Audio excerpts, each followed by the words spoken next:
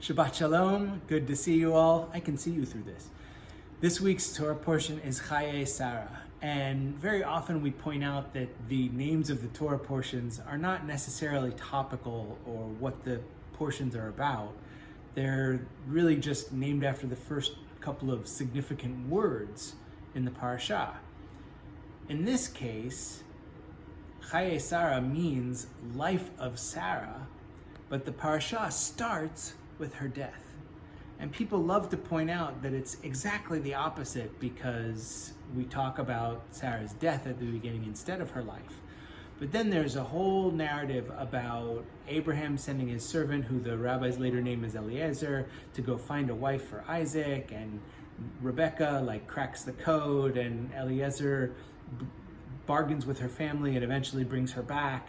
And she sees Isaac, and Isaac falls in love with her, and he takes her into Sarah's tent. And the end of the Torah portion says, and so his love of his mother was replaced with his love of Rebecca. So we find out that it actually is about Sarah's life, because having that person in his life replaces the memory of the loss of his mother.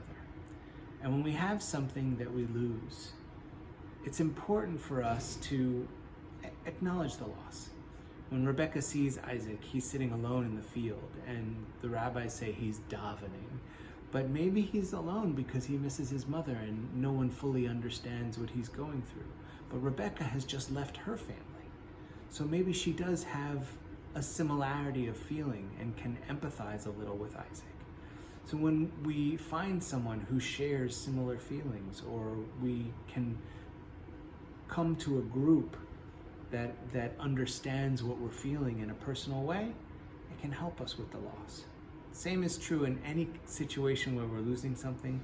We can never replace what we've lost, but when we find new things that are similar, it can help us fill that void. So as we go through losing and finding and renewing and rejuvenating and all of the things that we might be doing throughout the course of our life, may we find ourselves comforted with the presence of each other, with the presence of empathetic friends.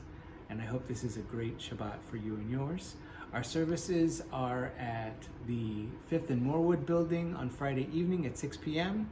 and this Saturday at the Forbes and Murdoch building, 8:30 Torah study, 9:15 casual service.